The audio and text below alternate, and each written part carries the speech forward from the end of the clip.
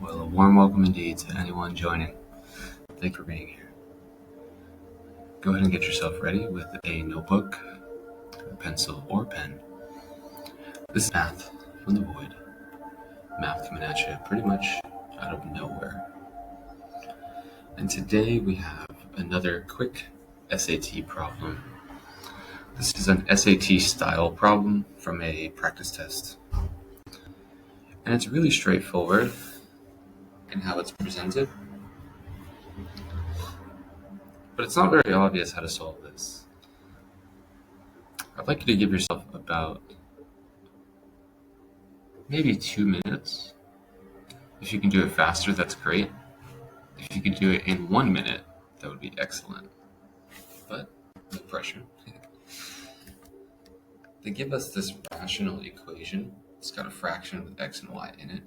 And they ask us what's the value of x divided by y. Now, there are some answer choices for that, but I don't want to reveal any of the answer choices until after I've already solved this problem. You should give this a shot. And then when you're ready, you can unpause the video, come back, and see how we did it here. Okay, let's get started. So, first thing that you might have an instinct to do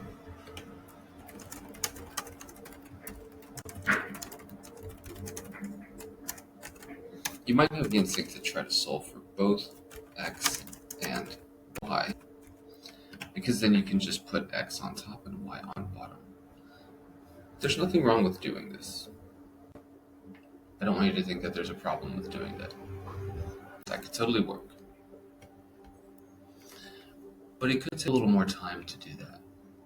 And there's actually a bit of a faster way to solve this. All we need is the ratio of x over y.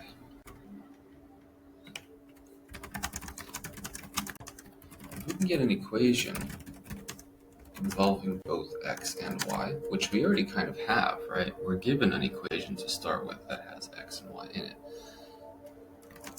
We can simply move values around until we isolate the ratio x over y.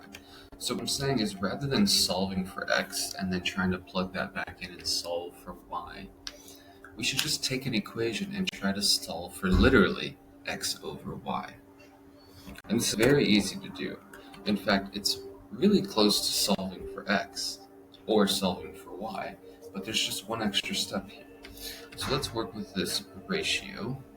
Now, first things first, hopefully you can see it. It says 5x minus 3 over 3x plus 5y plus the fraction 2/3 equals 1. So the first thing that I want to do before I solve anything else is to rewrite this but subtract 2/3 on both sides. And that would be very easy to do really quickly. I always want to take this in context of the fact that you would be answering this kind of question on the SAT, like in a test setting. So the easiest thing to do very quickly is to move that extra number on the other side. So we have all the numbers on one side and all the variables on another side. Of course, 1 minus 2/3 is 1/3. If you don't know that, you have no business trying to take the SAT. And then we can use this cross-multiplying method. Now, if you wanted to solve for x and y separately, you might do something like this and say, hey, on the top, we have 5x minus 3y, which has to equal to 1. And on the bottom, we have 3x plus 5y, which happens to be equals to 3. This would be a great system of equations to solve, and this is solvable. This would have us solving for x and y separately.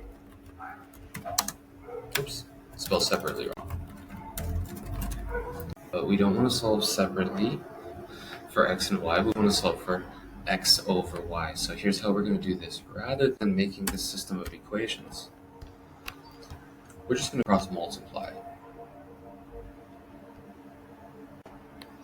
And if we do that, we get something that says 15x minus 9y equals 3x plus 5y. From here, it's really easy, guys. Let's get all the x stuff on one side, all the y stuff on the other side. So we're going to subtract 3x. And we're going to add 9y so that all the y stuff is on the right, all the x stuff is on the left, we get 12x equals 14y. Now it's very easy from here to get x over y. How are we going to do that? Let's see, let's move some of this stuff a little bit. Okay, from here, it's very easy to solve for x over y because I can just divide both sides by y, and I can also divide both sides by 12, and this simply leaves me with x over y equals 14 over 12, which is 7 over 6, and that is our answer. So very quick to be able to get that. What did I do here? I subtracted 2/3 immediately, then I cross multiply.